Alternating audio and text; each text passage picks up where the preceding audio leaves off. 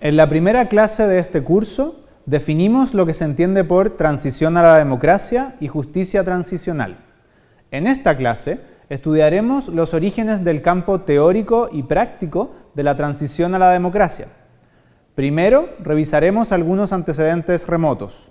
Segundo, se mencionarán las fases de la justicia transicional. Luego, nos referiremos a algunos antecedentes parciales relacionados con periodos acotados del siglo XX. Finalmente, nos concentraremos en el caso paradigmático de la transición a la democracia a nivel mundial, Argentina en 1983.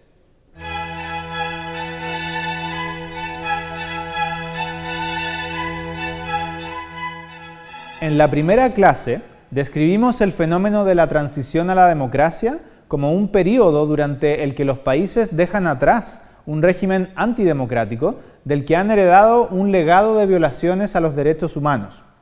Asimismo, puede tratarse de una situación de tránsito desde un estado de conflicto armado interno o internacional hacia un estado de paz.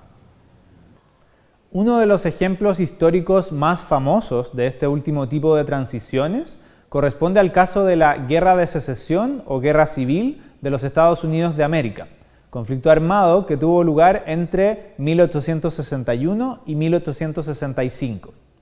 Durante el apogeo de este enfrentamiento, en julio de 1863, tuvo lugar la Batalla de Gettysburg, la más sangrienta en la historia de ese país.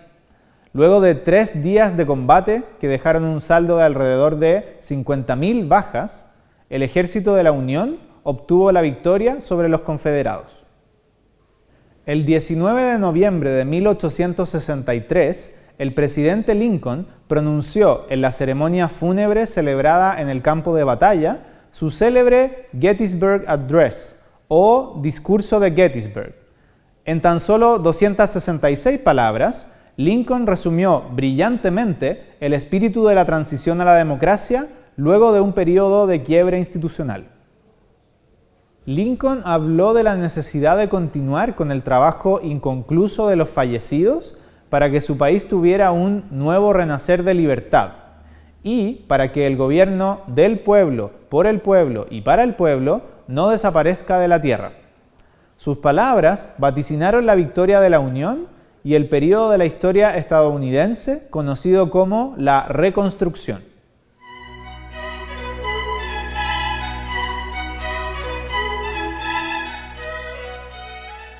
La profesora Ruthie Teitel ha identificado 3 etapas en la historia de la justicia transicional. La primera, luego de la Segunda Guerra Mundial, tiene un hito fundacional: los juicios de Nuremberg contra los principales jerarcas nazis.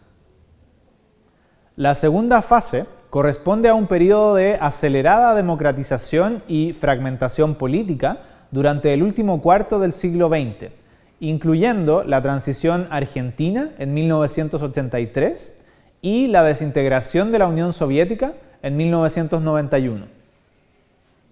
La tercera y actual fase de la justicia transicional comenzaría durante la última década del siglo XX. Está influida por la globalización y se caracteriza por la normalización de lo que anteriormente era excepcional. Según Teitel, el mejor ejemplo es la creación de una Corte Internacional Penal permanente. Hasta entonces, solo hubo tribunales penales internacionales ad hoc. En cuanto a la democratización, Samuel Huntington propone que también ha habido 3 oleadas. La primera comenzó en la década de 1820 con la independencia de países americanos. La segunda sería la descolonización post-Segunda Guerra Mundial. La tercera tuvo lugar con la disolución de la Unión Soviética.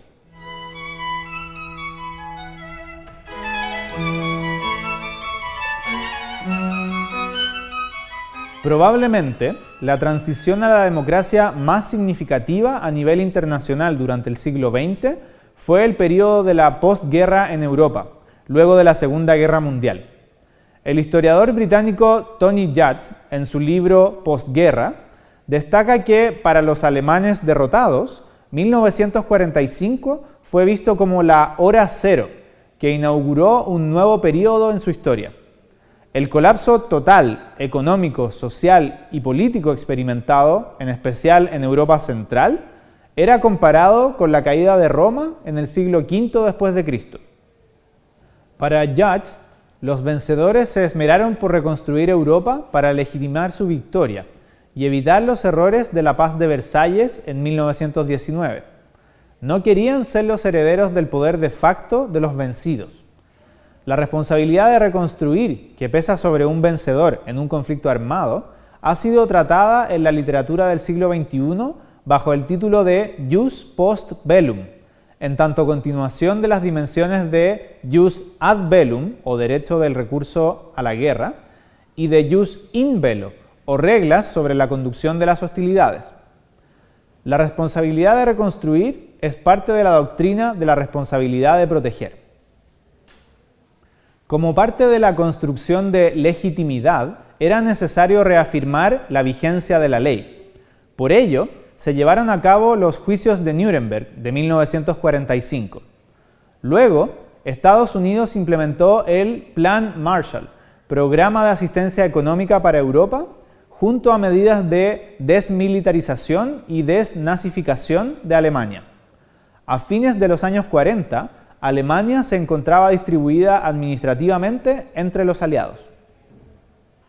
En la década de 1970, llegaron a su fin una serie de dictaduras derechistas en Europa. La dictadura militar en Grecia, que gobernó entre 1967 y 1974, cayó luego de un fiasco ante Turquía en Chipre.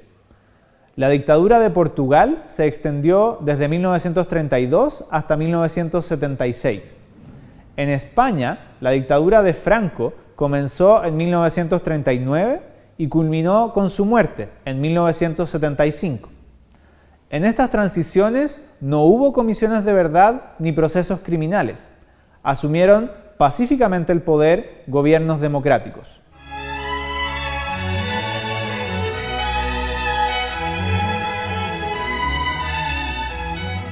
La transición argentina de 1983 es vista como el caso arquetípico de transición a la democracia. Sin embargo, cada transición política tiene sus particularidades, no hay una fórmula universal. El caso argentino difiere considerablemente del de la mayoría de los países europeos en la posguerra de mediados del siglo XX. Si bien los militares argentinos fueron derrotados en la Guerra de las Malvinas, tal como en Grecia en 1974, siguieron detentando el monopolio de las armas en Argentina. Según el nuevo presidente democráticamente electo en Argentina en 1983, Raúl Alfonsín, existían tres maneras de lidiar con el legado de abusos de la dictadura en su país. Primero, olvidarlo todo, sea mediante una amnistía o mediante la inacción. Segundo, enjuiciar a todos los participantes de la dictadura. O tercero, enjuiciar selectivamente a los principales responsables de atrocidades. Luego de anular la autoamnistía de la dictadura y de manera paralela establecer una comisión nacional sobre la desaparición de personas, que solo reveló parcialmente la verdad, se intentó perseguir a los responsables por crímenes, pero ello se volvió muy difícil debido a la continua insubordinación de las Fuerzas Armadas. Finalmente, Alfonsín cedió ante la presión de los militares y propició en 1987 una ley conocida como de punto final y luego otra de obediencia debida, según la cual se presumía que los hechos cometidos no eran contrarios a derecho en virtud de la obediencia debida, siendo enjuiciables solo los máximos oficiales de las Fuerzas Armadas. En suma, el caso argentino es un sobrio recordatorio de las limitaciones del mundo real y de la ética de la responsabilidad con la que los líderes políticos deben enfrentar un legado de violaciones a los derechos humanos. En una futura clase se estudiará el caso argentino en profundidad. Muchas gracias por su atención. Por favor, visiten moocchile.com y vean nuestra próxima clase.